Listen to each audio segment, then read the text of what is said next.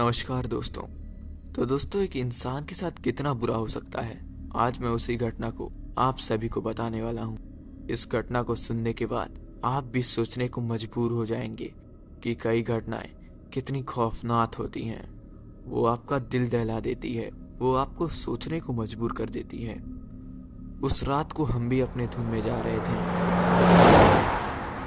हमारी गाड़ी की स्पीड करीबन 80-90 के ऊपर थी। उस पल हमारे दिमाग पर नशा सवार था। वो रात आज भी मुझे ठीक से याद है। 31 दिसंबर की रात।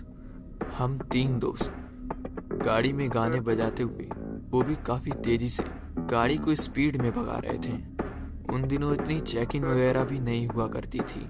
महेंद्र यानी मेरा दोस्त मेहू, वो गाड़ी चला रहा था और मनोज मेरा दोस्त ठीक उसके बगल में ही आगे की सीट पर बैठा था और महेश पीछे बैठा था।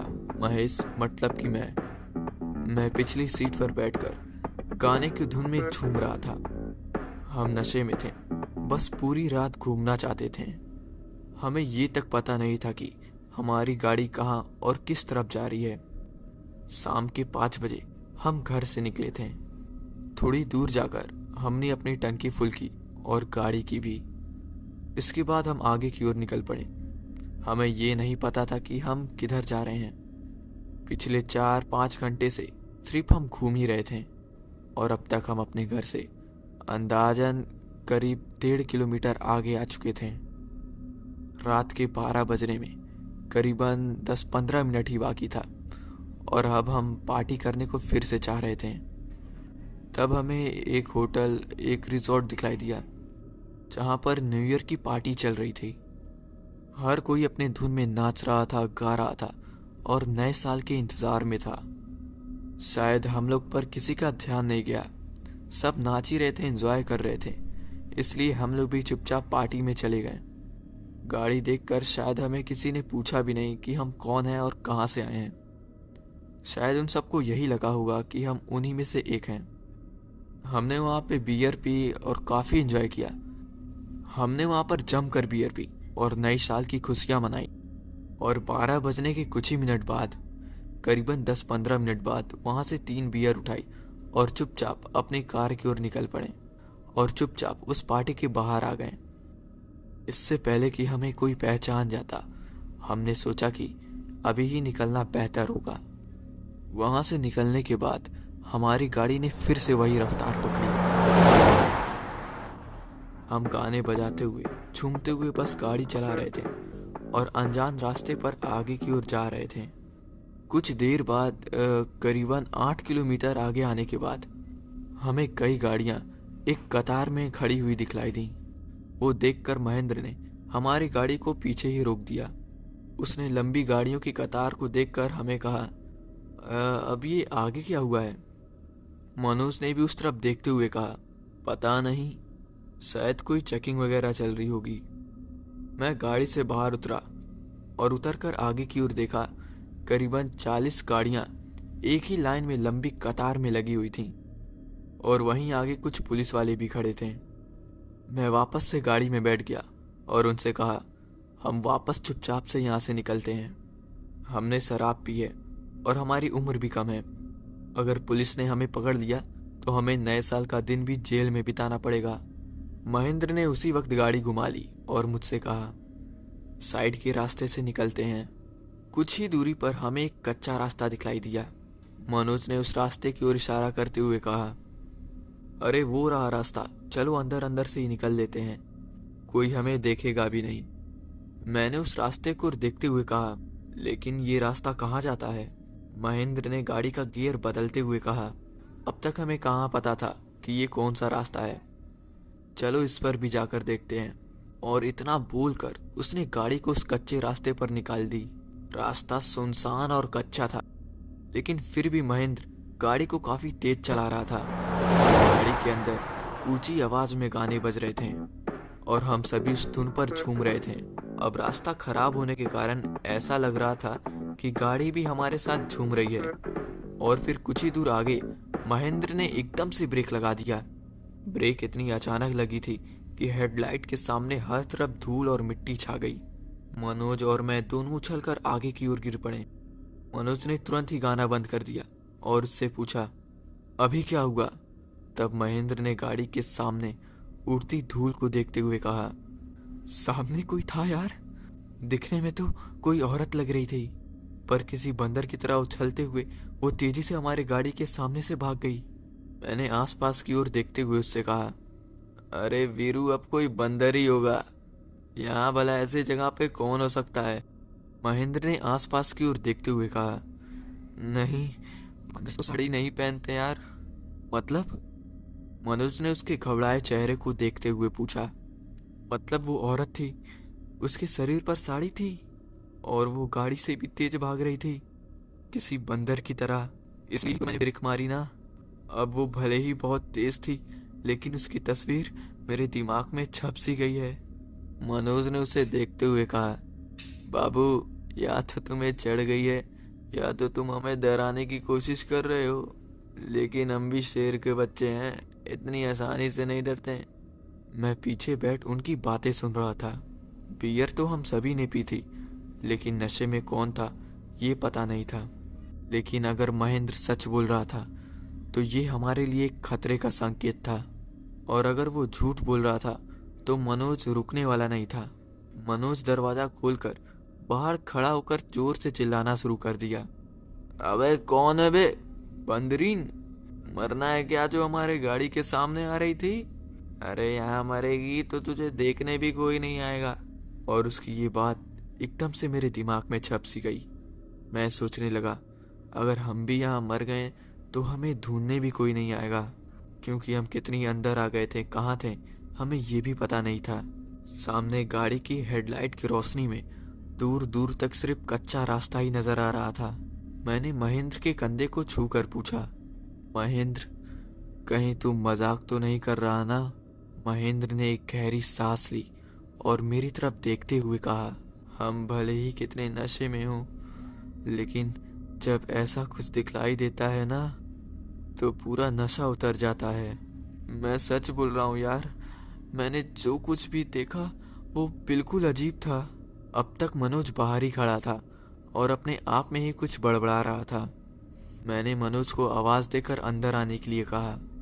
मनोज भी अंदर आकर बैठा और हमसे कहने लगा, देखा देखा, मैंने बोला था ना कि कुछ भी नहीं है। अगर कहीं कुछ होता तो हमें कुछ हलचल तो दिखलाई देती। फिर मैंने उसे समझाने के लिए कहा, अरे ठीक है, मेरी बात सुन, हमें नहीं पता कि हम किस इलाके में और किस रास्ते पर हैं। अच्छा होगा कि हम यहाँ से तुरंत ही लौट जाएं। वैसे भी हम अपने घर से काफी दूर हैं और घर में ये बात किसी को भी नहीं पता कि हम इस वक्त कहाँ हैं। मनोज को पता नहीं क्या हो गया था, उसने महेंद्र को धक्का दिया और कहा, चल इधर बैठ, मैं गाड़ी चलाता हूँ।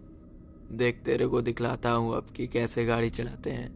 महेंद्र ने उसे 2-3 बार समझाने की कोशिश की, लेकिन मनोज कहाँ सुनने वाला था। मनोज ने महेंद्र को सीट से हटाते हुए कहा, ठीक है, देख, मैं तेरी बात मान भी लूँ कि चल वो कोई औरत ही थी, तो इसमें इतनी डरने वाली क्या बात है? वो तो चली गई ना, तो अब हम भी चलते हैं। और उसने गाड़ी स्टार्ट की और फिर से म्यूजिक बजाते हुए वो आगे चल पड़ा।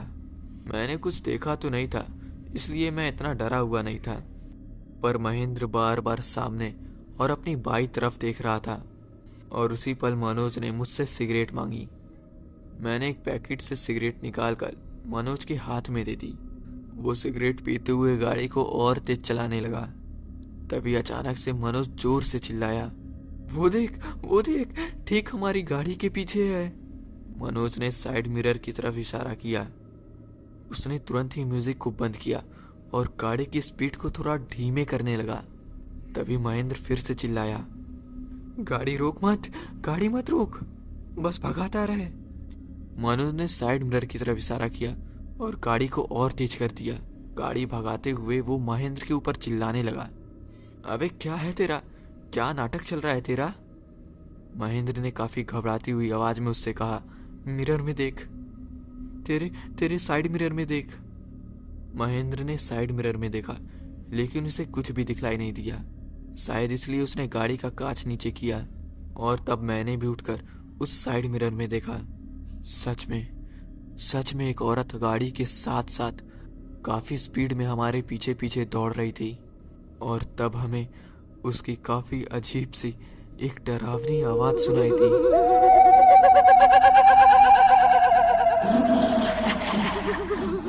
वो दौड़ते हुए एक अजीब सी भयानक आवाज कर रही थी। वो नजारा देखकर और वो आवाज सुनकर हमारे तो होश ही उड़ गए। मनोज ने अपनी सिगरेट वहीं पर फेंक दी और गाड़ी को संभालते हुए वो और तेज से भगाने लगा। रास्ता खराब था जिस वजह से गाड़ी बहुत तेज तेज उछल रही थी, पर अब हमें उस झटके से कोई भी फर्क महसूस नहीं हो रहा था। हम अपनी सीट को काफी तेज से पकड़े हुए थे। मनोज ने मुझसे कहा, कांच ऊपर कर, जल्दी से कांच ऊपर कर। बहुत डरावनी आवाज है यार उसकी। मैंने वहीं से हाथ डालकर कांच को बंद कर दिया, क्योंकि उसकी आवाज बेहद सचमुच में बहुत डरावनी थी, जैसे कि वो हमारी मन में एक डरावना सा एहसास पैदा कर रही थी। और ऐसा लग रहा था कि जैसे वो अपनी आवाज से हमारे दिमाग पे काबू कर रही हो। इतने ठंड में भी हमारे पसीने छूट रहे थे। मनोज बार बार साइड मिरर में देख रहा था। तभी महेंद्र फिर से जोर से मनोज के ऊपर चिल्लाया, तू तू तू सामने देख, मैं पीछे की ओर देखता हूँ। मैं भी बार बार पीछे मुड़कर देख रहा था, पर पीछे का कांच धूल से इतना भर गया था कि पीछे का कुछ दिखलाई ही नहीं दे रहा था। बस एक आकृति, एक परछाई सी चीज हमारी ओर बढ़ती हुई नजर आ रही थी। तभी महेंद्र ने कहा, कहाँ कहाँ चली गई वो? मनोज ने भी काफी घबराते हुए पूछा, अबे अबे क्या हुआ? तब महेंद्र साइड मिरर में और उठकर पीछे देखने की कोशिश की। हमारे पीछे अब कोई भी नहीं था। मुझे भी कोई परछाई अब नजर नहीं आ रही थी। उसने फिर कहा, वो अचानक से कहीं गायब हो गई है। कांच पर काफी धूल जमी हुई थी। तब महेंद्र ने कांच को नीचे कर पीछे देखने की फिर से कोशिश की। अबे अबे वो कहाँ गई? हम फिर से शांत हो गए। पीछे सब तरफ धूल मिट्टी उड़ रही थी। तभी हमें वो अजीब सी आवाज दोबारा सुनाई दी। हम सब घबराकर पीछे की ओर देखने लगे और तभी मैं जोर से चिल्लाया, मनोज मनोज सामने देख। बस कुछ पल का अंतर, कुछ ही कदमों की दूरी पर वो औरत हमारे गाड़ी के सामने खड़ी थी।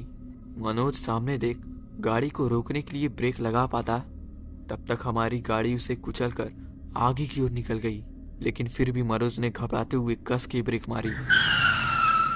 गाड़ी रास्ते से उतरकर नीचे की ओर फिसल गई और एक बड़े से गड्ढे से उछलकर जाकर एक पेड़ में टकरा गई। वो टक्कर इतनी जोरदार थी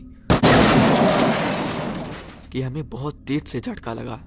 हम सब डैशबोर्ड पर आ गिरे। मेरी कोहनी मनोज के सिर पर लगी। मेरा एक पैर भी सीट में फंस गया था। मनोज के सिर से भी अब खून बह रहा था। महेंद्र को भी बहुत ज्यादा चोटें आई थी और वो अजीब सी आवाज अब आना बंद हो गई थी। सब कुछ शांत हो गया था। हमारे शरीर जैसे टूट से गए थे। मैंने देखा कि मेरे घुटने और पैर में काफी चोट आई थी। महेंद्र का हाथ भी पूरा छिल गया था और मनोज भी दर्द से बहुत कराह रहा था। हम धीरे धीरे संभल कर वहां से उठे और अपने अपने जख्मों को देखने लगे। ये सब बस कुछ ही मिनट तक चला और फिर हमें उस औरत का ख्याल आया। महेंद्र डरते हुए बोला, क्या वो मर गई?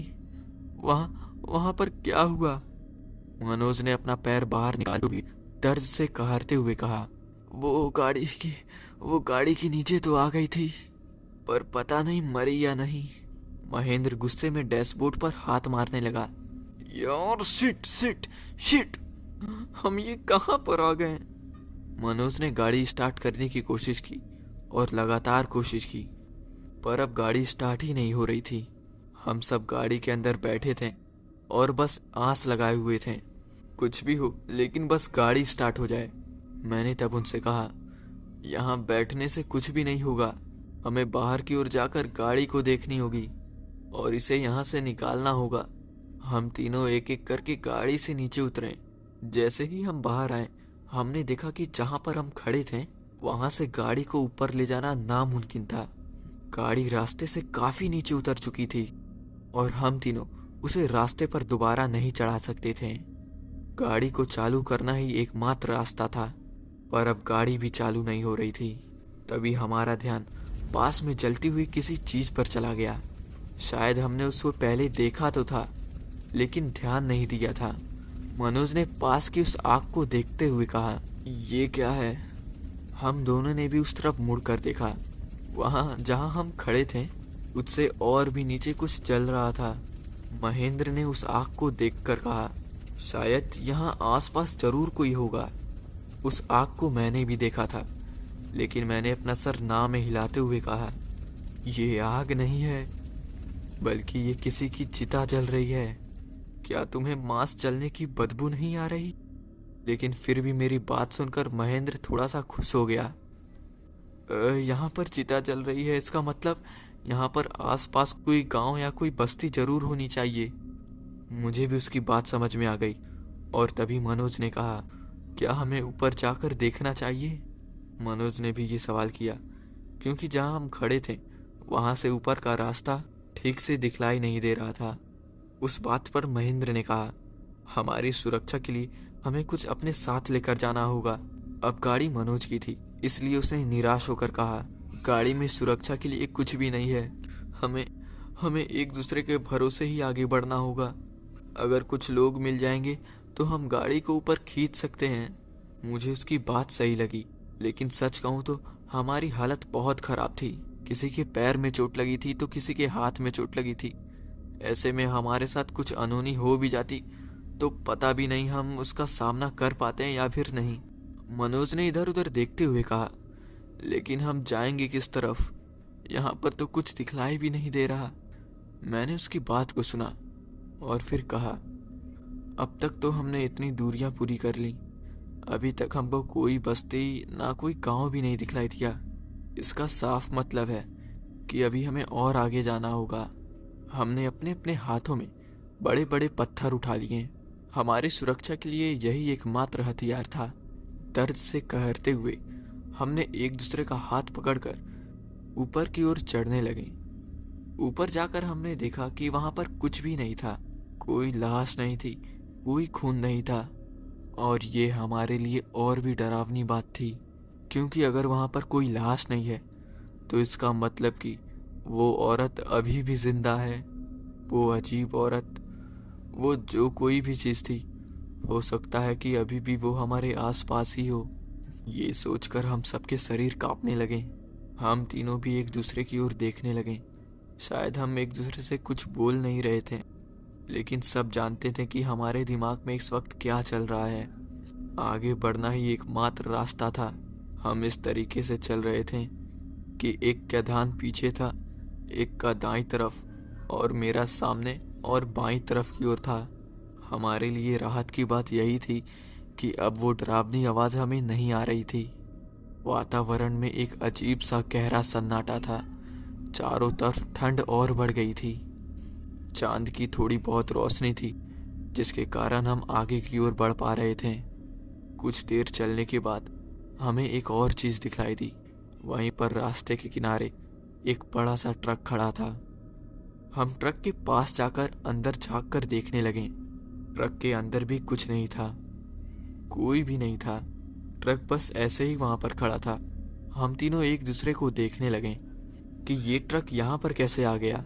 मतलब यहाँ पर जरूर कोई होना चाहिए। ट्रक को पीछे छोड़कर हम कुछ दूर और आगे की ओर चले। थोड़े दूर आगे बढ़ते ही हमें किसी की खांसने की आवाज सुनाई दी।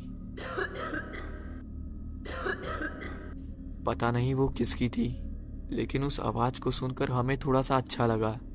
हमें लगा कि आसपास जरूर यहाँ पर कोई घर या बस्ती होनी चाहिए। अब हमें जरूर कोई मदद मिल सकती है। थोड़ी ही दूरी पर हमें कुछ घर जैसा दिखाई दिया, पर जैसे जैसे हम उसके पास गए हमें यह साफ हो गया कि वो घर नहीं बल्कि एक झोपड़ी थी। हम झोपड़ी के पास पहुंच गए और आसपास देखते हुए हमने आवाज लगाई, कोई है? कोई है अंदर? हमें मदद चाहिए। अंदर से हमें फिर से खांसने की आवाज सुनाई दी। वो किसी बुजुर्ग महिला की आवाज थी।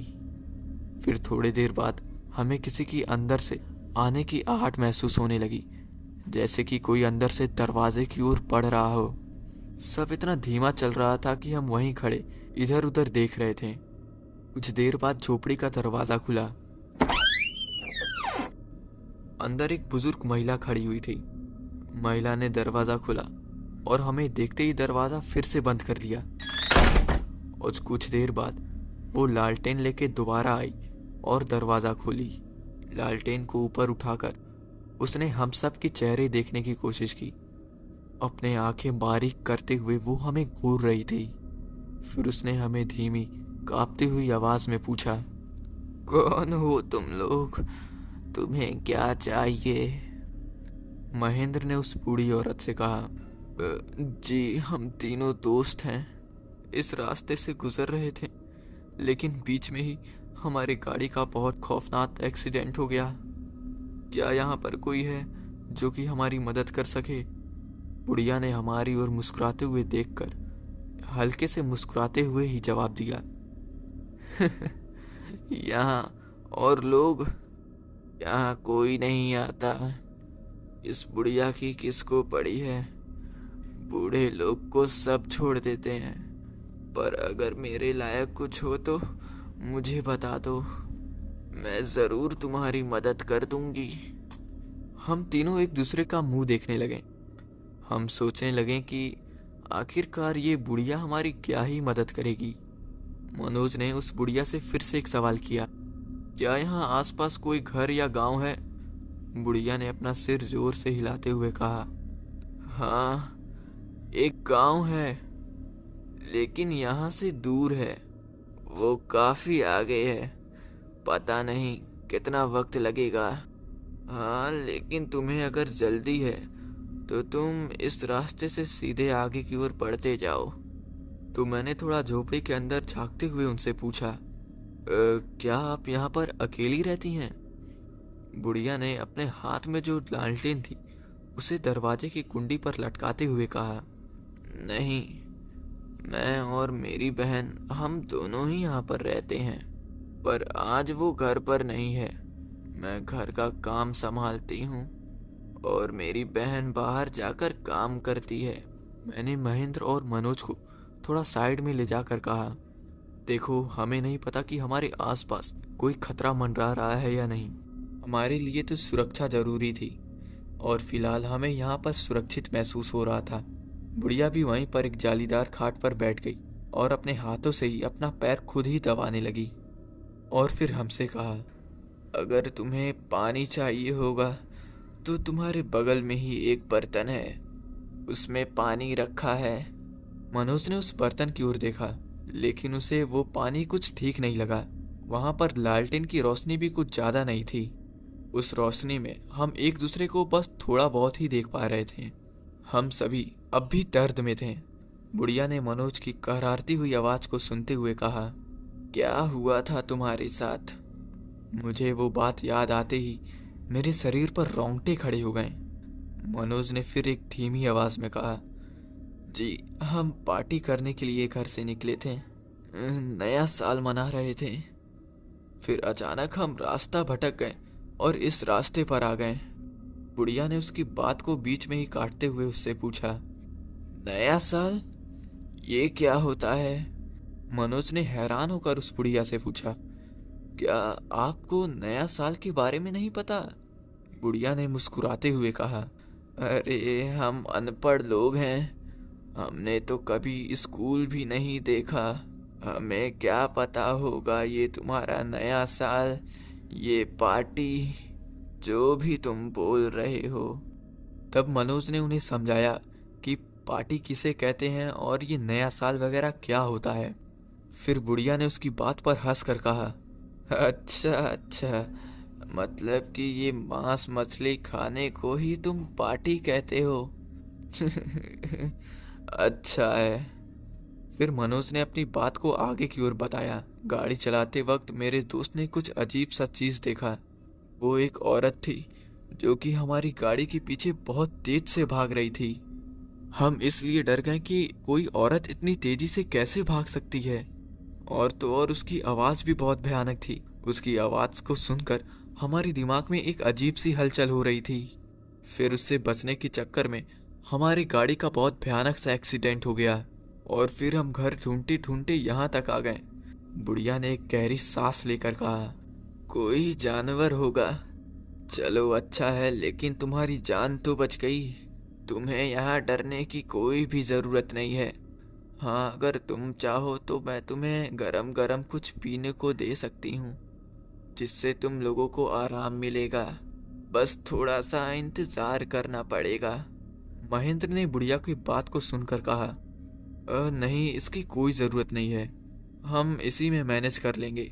लेकिन फिर भी बुढ़िया अपने खाट से उठकर खड़ी हो गई और झोपड़ी से बाहर जाते हुए उसने कहा, तुम यहाँ आराम से बैठे रहो, चाहे तो सो भी सकते हो। मैं बस पीछे की ओर जाकर अभी तुरंत ही लौट आती हूँ। हमारा चूल्हा बर्तन सब पीछे है ना, वहाँ से तुम लोगों के लिए कुछ बना कर लाती हूँ। अब तुम लोग मुझे पैसे देने ही वाले हो, तो मुझे भी अच्छा लगेगा कि मैं तुम्हारे लिए कुछ कर सकूं। बस कोई बोझ नहीं रखना चाहती। बुढ़िया की बातें सुनकर हमें कुछ अच्छा लगा कि ये बुढ़िया थोड़ी अच्छी है, लेकिन फिर भी हम उस बुजुर्ग बुढ़िया को मना कर रहे थे। लेकिन उस बुढ़िया ने हमारी बात को ना करके पीछे की ओर चली गई। उस बुढ़िया ने दरवाजे को भी बाहर से बंद कर दिया। तभी मनोज ने जो पानी रखा था उसे चख कर देखा। उसे उसका स्वाद थोड़ा सा अजीब लगा। उसने तभी हमारे ओर देखते हुए कहा, ये पानी नहीं है, कुछ और ही है। कुछ देर बाद हमें कुछ खच खच की आवाज़ सुनाई दी, जो कि बाहर कहीं से आ रही थी। फिर बर्तनों की भी आवाज़ सुनाई दी। हम वहीं पर बैठे हुए इंतज़ार कर रहे थे कि आखिर ये बुढ़िया क्या बना कर लाने वाली है। तभी कुछ देर बाद वो एक बड़ा सा बर्तन लेकर अंदर की ओर आ गई, जिसमें एक बड़ा सा चम्मच था।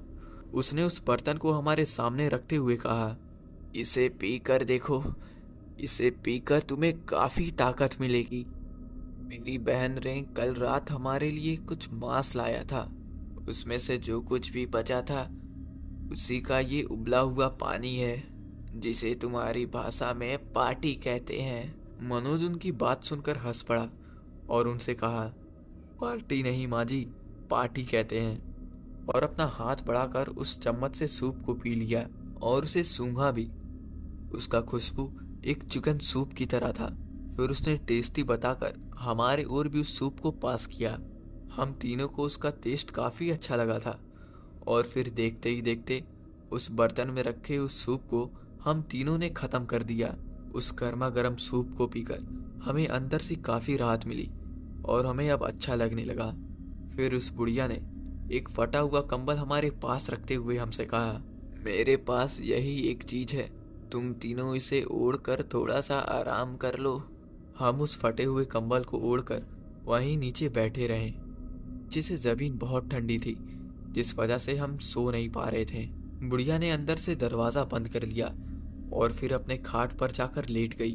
कुछ देर बाद वो बुढ़िया वहीं पर सो गई और सूप पीने की वजह से हमें थोड़ी प्यास सी लगने लगी, पर वहाँ पर रखा हुआ पानी पीने का मन नहीं था। महेंद्र वहीं पर बैठे बैठे झपकियाँ ले रहा था। मुझे और मनोज को नींद नहीं आ रही थी। मनोज ने मेरे पास आकर मेरे कान में फुसफुसाते हुए कहा, यार बहुत प्यास लग रही है। मनोज ने जैसे ही ये बात कही, बुढ़िया अचानक से जाग गई, जबकि अब तक वो बुढ़िया खर्राटे जोर जोर से ले रही थी। पर जैसे ही मनोज ने पानी की बात की, उस बुढ़िया ने एकदम से कहा, क्या तुम्हें और पानी चाहिए? मनोज भी हकलाने लगा, नहीं नहीं, बस ऐसे ही। बुढ़िया खाट पर उठकर बैठ गई। इसकी इसकी तो मुझे आदत है, रुको, मैं तुम्हारे लिए और साफ पानी रख देती हूँ। शायद ये पानी दिन भर पड़ा हुआ यहाँ पर गंदा हो गया होगा। बुढ़िया फिर से अपने खाट के सहारे उठकर खड़ी हो गई और उस झोपड़ी के बाहर चली गई। कहीं से वो एक थाली में पानी लेकर अंदर आ गई। उसने पानी मनोज के आगे रखा। मनोज ने पानी को एक बार फिर से चेक किया और गटागट करके पूरा पानी पी गया। बुढ़िया ने मुस्कुरा कर पूछा, पानी अच्छा था ना? मनोज ने भी खुशी से जवाब दिया, जी बहुत अच्छा था और मीठा भी। और चाहिए? इस पे मैंने उनसे कहा, जी हमारे लिए और थोड़ा पानी मिल जाता तो बहुत अच्छा होता। बुढ़िया फिर से बाहर चली गई और एक बर्तन में पानी लेके वापस आ गई। पानी सच में बहुत अच्छा था और मीठा भी। और तब जाकर हमारी प्यास बुझ गई। हमने बुढ़िया को धन्यवाद दिया। वो हमारे लिए जो कुछ भी कर रही थी वो बहुत बड़ी बात थी। अब हम सोने की बजाय उनसे बातचीत करने लगे। मैंने उनसे एक सवाल किया, आप यहाँ पर कितने सालों से हैं?"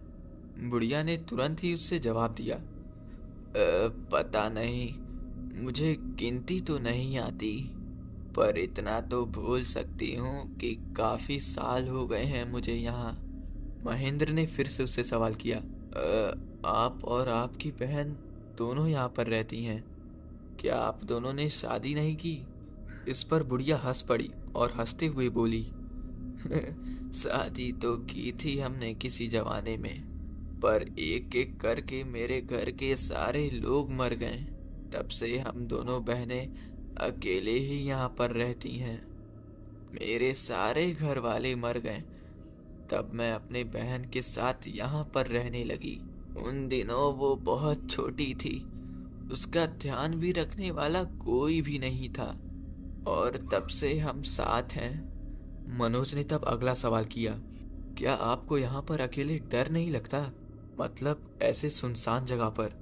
बुढ़िया ने हल्के से हंसते हुए उसे जवाब दिया, इसमें डरने वाली क्या बात है, मैं जब से छोटी थी तब से यहाँ पर रह रही हूँ, और वैसे भी बूढ़े लोगों को कौन मारना चाहेगा, किसको फर्क पड़ता है आज मरे या कल, कौन देखने वाला है यहाँ।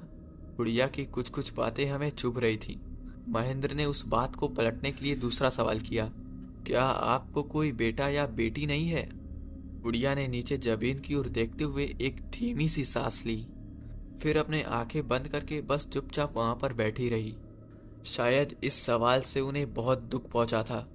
ऐसा लग रहा था कि इस बात को लेकर उनके जीवन में बहुत दुख भरा हो, इसलिए उसने फिर से उस बात को पलटने के लिए दूसरा सवाल किया, माँ जी आप आराम करिए, सो जाइए।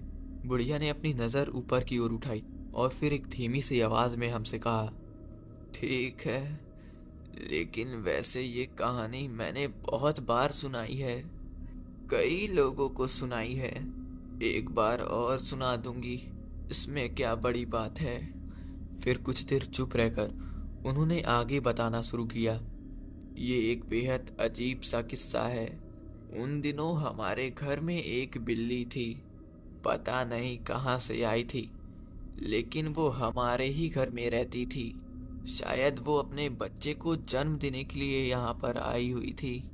मेरा बेटा तब इतना बड़ा तो नहीं था, लेकिन समझदार था। एक दिन उसने देखा कि उस बिल्ली ने अपने बच्चों को जन्म दिया है। ये जो मेरी उंगलियां हैं ना, इतने ही बच्चे थे उसके। वो उस बिल्ली से बहुत प्यार करता था। उस बुढ़िया ने जो उंगलियां हमें दिखलाई थी वो 4 उंगलियां थीं, लेकिन एक दिन अचानक से उनमें से इतने बच्चे गायब हो गए। उसने इनमें से अपनी 2 उंगलियां बंद कर दी, मतलब कि उस बिल्ली के 2 बच्चे गायब हो गए थे। इस बात से मेरे बेटे को बहुत चिंता हुई। वो दिन भर उस बिल्ली के बच्चों को ढूंढता रहा, पर वो कहीं भी नहीं मिले। शाम के वक्त उसने देखा कि वो एक बिल्ली एक कोने में बैठकर अपने ही बच्चे को खा रही थी। उसे बहुत ही बुरा लगा। उसने बिल्ली को उठाकर मेरे पास लेकर आया और मुझसे रोते हुए कहने लगा कि माँ, ये बिल्ली तो अपने ही बच्चों को खा रही है, मैं इसे नहीं छोड़ूंगा, मैं उसे कुएं में फेंक दूंगा। मुझे ऐसी बिल्ली नहीं चाहिए जो अपने ही प्यारे बच्चों को खा जाती है। इस बात पर मैंने उसे समझाया कि बेटा, बिल्लियां ऐसी ही होती हैं। बच्चों को जन्म देने के बाद उन्हें अचानक से बहुत ही भूख लगती है, और अगर उसे कुछ खाने को नहीं मिला तो वो अपने बच्चों को ही खा जाती है। इस बात से वो पूरी रात भर परेशान था। अब उसे उस बिल्ली से जरा सा भी प्यार नहीं था।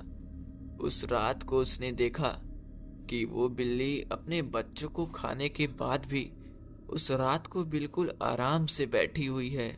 उसे ना कोई दुख है, ना ही कोई खल है। और मेरा बेटा ये सोचने लगा कि कोई माँ अपने बच्चों को खाने के बाद इतने आराम से कैसे बैठ सकती है। इस वजह से मेरे बच्चे ने उस बिल्ली को उठा लिया और कुएं में फेंकने के लिए चला गया। पर पता नहीं कैसे वो खुद ही उस वक्त कुएं में गिर पड़ा। मैं उस रात उसे समझाने ही वाली थी कि बेटा यही प्रकृति का नियम है, भूख ही सर्वश्रेष्ठ है।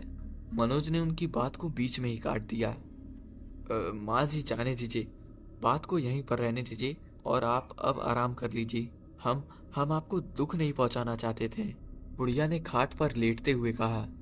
हाँ, वैसे भी हम बूढ़ों के पास दुख के अलावा होता क्या है। अच्छा जाने दो, तुम लोग भी अब आराम कर लो। बुढ़िया की बातें सुनकर हमें बुरा लगा और अब हम सब भी बिल्कुल चुप हो गए। बाहर का वातावरण ठंडा होने के कारण अब अंदर भी कुछ ज़्यादा ही ठंड लगने लगी थी। कुछ ही देरी में मनोज और महेंद्र की बैठे बैठे आंख लग गई। मेरी भी आंखें झपक रही थी, लेकिन पता नहीं क्यों अब मुझे नींद नहीं आ रही थी। कुछ देर बाद मुझे काफ़ी तेज से टॉयलेट लग गया। थोड़ी देर तक तो मैं टॉयलेट को रोक कर रखा, पर ठंड होने के कारण मैं ज़्यादा देरी तक रुक भी नहीं पाया। मुझे आखिरकार जाना ही था, लेकिन मुझे समझ नहीं आ रहा था कि मैं आखिरकार करूं क्या। मैं नहीं चाहता था कि मेरी वजह से फिर से उस बुढ़िया की नींद टूट जाए। ऐसा कहा जाता है कि बूढ़े लोगों की नींद बहुत कच्ची होती है। मनोज और महेंद्र दोनों ही बहुत घायल हो गए थे, इस वजह से मुझे उनको जगाने का मन भी नहीं किया और अकेले बाहर जाने से भी मुझे डर लग रहा था। लेकिन फिर भी मैं झोपड़ी से ज़्यादा दूर ना जाने का फैसला किया। फिर धीरे से चादर हटाकर मैं चुपचाप से वहाँ से निकलने का कोशिश किया। उस झोपड़ी का दरवाज़ा धीरे से खोला और बाहर की ओर चला गया। जैसे ही मैं झोपड़ी के बाहर निकला, मेरे शरीर को ठंड चुभने लगी। चांद की हल्की सफ़ेद रोशनी चारों तरफ फैली हुई थी। मैं झोपड़ी के थोड़ा सा पीछे और चला गया, चारों तरफ देखा और वहीं पर खड़ा रहा। टॉयलेट कर लेने के बाद एक बात मेरी ध्यान में आ गई। मैंने देखा कि यहाँ पीछे कोई किचन कुछ भी नहीं है, तो ये बुढ़िया हमारे लिए सूप कहाँ से लाई थी। वहाँ तो बर्तन भी नजर नहीं आ रहे थे। तब मेरा ध्यान एक चीज पर जा पड़ा। वहाँ से 10 कदम दूरी पर एक कुआं था। धीरे धीरे चलकर मैं कुएं के पास चला गया। मैंने अंधेरे में उस कुएं के अंदर झांक कर देखा, लेकिन अंधेरा होने के कारण वहां पर कुछ भी दिखलाई नहीं दिया। मैंने सोचा कि देखूं तो आखिर इस कुएं में कितना पानी है। शायद उस बुढ़िया ने हमें इसी कुएं का पानी दिया होगा। मैंने नीचे गिरा हुआ एक पत्थर उठाया और उस कुएं के अंदर फेंक दिया, लेकिन कुएं के अंदर से पानी की कोई भी आवाज नहीं आई। एक अजीब सी आवाज आ रही थी, जैसे कि वहां नीचे कोई चीज हिल रही हो। मैंने दूसरा पत्थर उठाकर अंदर की ओर फेंका, लेकिन एक बार फिर से वही आवाज, किसी तरह की घबराहट सी, डरी हुई सहमी सी आवाज। मेरे मन में कई सवाल थे। जरूर यहाँ पर कुछ है। मैंने एक बार फिर से अंदर की ओर ध्यान से देखा। किसी तरह की हलचल महसूस हो रही थी, जैसे कि उस कुएं के अंदर कोई लेटा हुआ था और छटपटा रहा था। मैंने उसे देखने के लिए कुएं में उतरने का सोचा। कुएं की तरफ सीढ़ियां तो थी, लेकिन एक सीढ़ी दूसरे सीढ़ी से काफी दूर पर थी। मैं किसी तरीके से 1-2 सीढ़ियां उतरकर नीचे की ओर चला गया और तब जाकर वहां नीचे मुझे एक आदमी नजर आया। किसी ने वहां पर उस आदमी को बांध कर रखा था। मैं धीरे धीरे संभल कर उसके पास पहुंचा। हेलो, तुम कौन हो? वहां जो कोई भी था मेरी आवाज सुनकर फिर से छटपटाने लगा। उसके हिलने के साथ ही पत्तों की झरझराहट की आवाज भी सुनाई दे रही थी। मैं और नीचे चला गया। कुएं के तल पर अब काफी अंधेरा था, लेकिन जब मैं नीचे गया तो देखा वहां पर एक आदमी था। किसी ने उसको बांध कर रखा था। मैंने उसके हाथों और पैरों की रस्सियां खोल दी। उसके मुंह पर एक गंदा सा कपड़ा था। मैंने उसे भी हटा दिया। वो कपड़ा हटाते ही वो वहां पर उल्टियां करने लगा। उसके मुंह से मांस का एक बड़ा सा टुकड़ा निकल के बाहर गिरा। उसे उल्टियां तो हो रही थी, लेकिन वो आवाज निकालने से बहुत डर रहा था। वो अपना मुंह दबाकर कुछ देर तक उल्टी करता रहा और उसके बाद वहीं पर शांत होकर बैठा रहा, लेकिन बस कुछ ही देरी के लिए। फिर उसने धीमी धीमी सांसें ली और फिर उसने धीरे से मुझसे कहा, चलो चलो यहाँ से, चलो जल्दी, हमें यहाँ से निकलना होगा। मैंने हैरान होकर उससे पूछा, लेकिन क्यों, क्या हुआ है? तब उसने मेरे पास आकर मुझसे कहा, उसने हमें देख लिया तो हमें जिंदा नहीं छोड़ेगी। मैं अभी भी उलझन में था। कौन कौन वो बुढ़िया? लेकिन उसी ने तो हमारी मदद की है। उसने मुझे एक भी जवाब नहीं दिया, बस मेरी ओर धीमे से ताका और फिर सीढ़ियों की ओर बढ़ने लगा। मैं भी उसके पीछे पीछे चला गया और उससे कहा, लेकिन तुम किस बात से इतना डर रहे हो? यहाँ आखिर हुआ क्या है? उस आदमी ने अपने कांपते हुए हाथ से अपने जेब को टटोलने लगा। फिर उसने धीरे से अपनी जेब से एक छोटी सी पुरानी टॉर्च निकाली, कुएं में एक अंधेरी से जगह की ओर चमकाई। मैंने पीछे मुड़कर देखा। वहां उस कुएं के अंदर एक अजीब सा पेड़ था और उसी पेड़ से एक शव लटका हुआ था। उसका सिर टूटकर उसकी छाती पर पड़ा हुआ था। शरीर के अंग बाहर लटक रहे थे।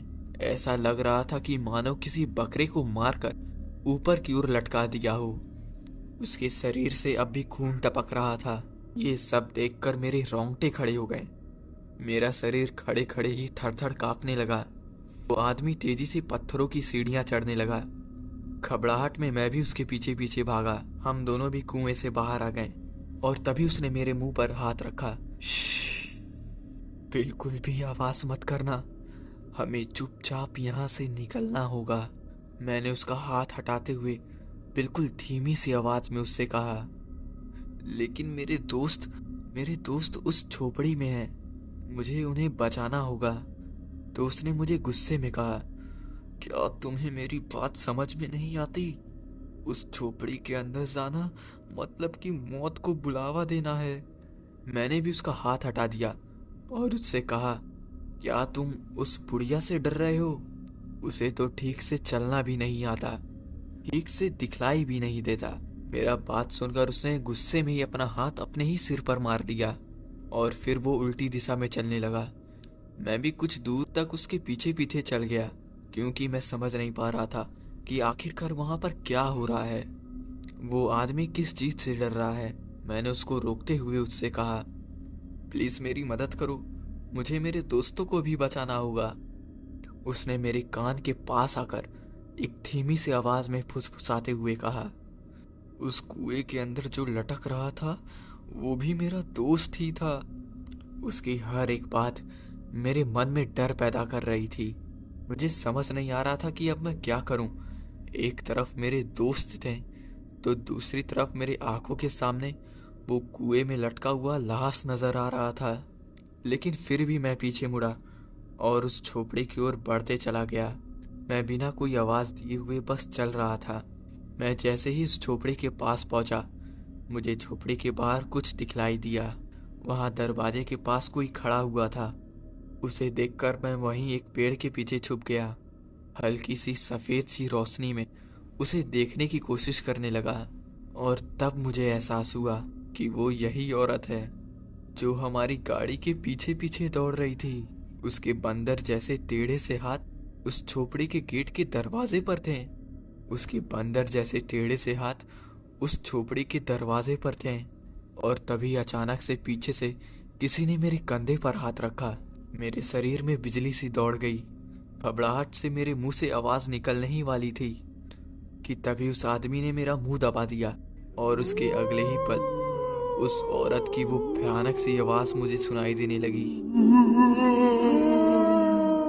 आवाज को सुनकर वो आदमी खींचता हुआ मुझे पीछे की ओर ले जाने लगा।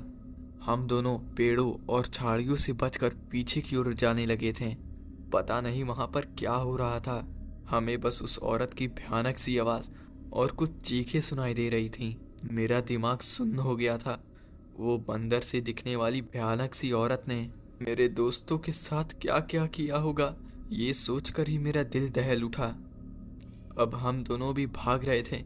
हमारी सांसें काफी तेज चल रही थीं। दिल तो जोर जोर से धड़क रहा था और दिमाग में तो कई सवाल थे कि आखिरकार उस बुढ़िया का और मेरे दोस्तों का क्या हुआ होगा।